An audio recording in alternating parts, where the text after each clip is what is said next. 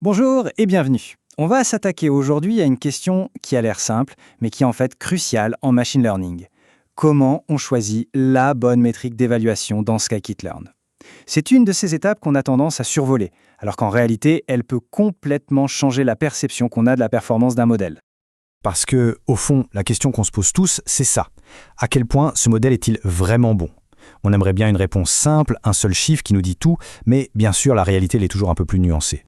Et c'est là qu'on tombe souvent dans le panneau. On voit un super score d'accuracy, disons 99%, et on se dit « génial ». Mais en vérité, ce chiffre peut masquer des problèmes énormes, surtout si les données sont déséquilibrées. L'accuracy, eh bien, ça ne dit pas toute l'histoire, loin de là. Allez, première partie. On va parler du problème de la surcharge de métriques. Parce que oui, le premier obstacle, c'est qu'il y en a partout. Voilà, on se retrouve face à une liste comme ça. Accuracy, F1 macro, ROC AUC, neg mean squared error. C'est un peu intimidant, non? Du coup, le réflexe, c'est de se jeter sur ce qu'on connaît, l'accuracy par exemple. Mais est-ce que c'est vraiment ce dont on a besoin pour notre problème? Ok, deuxième section. Et si la solution, c'était de prendre le problème à l'envers? Au lieu de partir des métriques, on va commencer par l'objectif. C'est vraiment la clé pour tout débloquer. L'idée, elle est super simple mais fondamentale. Il faut arrêter de se demander quelle est la meilleure métrique. La bonne question, c'est quel est mon objectif de prédiction? En gros, qu'est-ce que je veux que mon modèle estime précisément? Une fois qu'on a la réponse à ça, le choix de la métrique, eh bien, il devient presque logique. Et pour définir cet objectif, il faut bien comprendre cette distinction. En gros, il y a deux grandes familles d'objectifs. Soit on veut prédire une propriété, par exemple estimer le prix moyen d'une maison, c'est une estimation statistique. Soit on veut prendre une décision, par exemple décider si un email est un spam ou pas. C'est une action, un choix binaire. Et forcément, on n'évalue pas ces deux choses de la même façon. Troisième partie. Maintenant qu'on a notre objectif, comment on trouve la métrique qui va avec? La réponse, c'est ce qu'on appelle les fonctions de score cohérentes. Et j'adore cette analogie. C'est un peu le sérum de vérité pour nos modèles. Bon, le terme officiel « fonction de score strictement cohérente », ça fait un peu peur, je l'admets. Mais l'idée derrière est super simple. C'est une métrique qui est mathématiquement construite pour que le modèle ait le meilleur score possible uniquement s'il dit la vérité. Il n'y a aucun moyen pour lui de tricher ou de trouver un raccourci pour optimiser son score. Il doit être honnête. C'est exactement ça, l'idée du sérum de vérité.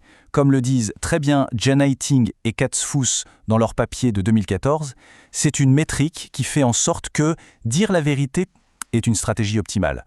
Le modèle est récompensé pour son honnêteté, tout simplement. Et voilà la fameuse carte au trésor qui relie l'objectif à la métrique. C'est super concret, on veut prédire la moyenne, alors on utilise l'erreur quadratique ou squared error. On veut prédire la médiane, alors c'est l'erreur absolue, la absolute erreur. On vise un quantile particulier, il y a la pinball loss pour ça. Et pour la classification, si on veut la classe la plus probable, eh bien c'est la 0-1 loss. C'est direct, c'est logique et ça fonctionne. Bon, assez de théorie. Quatrième partie. Comment on fait ça en vrai dans Scikit-learn? Mettons les mains dans le code. Dans Scikit-learn, il y a globalement 3 manières de faire. La plus simple, c'est la méthode .score, intégrée au modèle. C'est rapide, mais souvent, ce n'est pas la bonne métrique. L'option la plus courante et la plus flexible, c'est le paramètre scoring, qu'on passe à des outils comme Grid Survey. Et enfin, pour un contrôle total, on peut appeler directement les fonctions de sklearn.metrics. C'est là qu'on a vraiment la main sur tout. Pour que ce soit bien clair, prenons un exemple concret. Imaginons qu'on travaille pour un fournisseur d'accès Internet. Dans le contrat, il y a un engagement de service. 99% des coupures de connexion doivent durer moins d'1 minute. L'objectif métier ici, ce n'est pas de prédire la durée moyenne d'une coupure, non. C'est de prédire la durée maximale pour 99% des cas. Autrement dit, on veut prédire le 99e quantile. Et c'est là que tout prend son sens. Regardez ce but de code. L'objectif, prédire le quantile 0,99, n'est pas juste utilisé pour l'évaluation à la fin. Non. Il est directement injecté dans le modèle, dès l'entraînement, avec le paramètre loss égale quantile. On dit au modèle, ton seul et unique but, c'est d'apprendre à prédire ce quantile. C'est ça la vraie cohérence. On entraîne et on évalue sur la même chose, sur le même objectif. Ok, on a pas mal parlé de régression avec cet exemple. 5e partie, on va s'intéresser un peu plus à la classification, et surtout aux cas plus complexes où il y a plusieurs classes. Comment on gère la nuance dans ces situations? Quand on a plusieurs classes, on se heurte souvent à ce choix macro ou micro.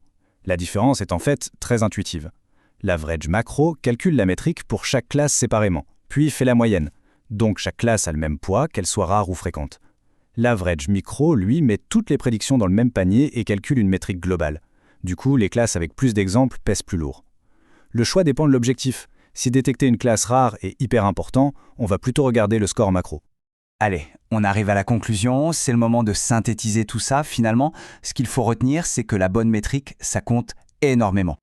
Alors, si on devait résumer en quelques points clés, d'abord, ne jamais se jeter sur la métrique par défaut comme accuracy sans réfléchir. Ensuite, toujours, commencer par définir l'objectif de prédiction, moyenne, médiane, quantile. Troisièmement, choisir la métrique sérum de vérité qui est cohérente avec cet objectif précis. Et enfin, de top du top, c'est d'utiliser cette même métrique à la fois pour entraîner le modèle et pour l'évaluer. C'est comme ça qu'on s'assure que tout le monde tire dans la même direction. Et pour finir, je vous laisse avec une petite question à méditer. Si on repense à son dernier projet, est-ce que la métrique d'évaluation choisie était juste un réflexe, une habitude, ou est-ce qu'elle correspondait vraiment, intimement, à l'objectif métier ? Se poser cette question, ça pourrait bien changer la façon dont on aborde son prochain modèle.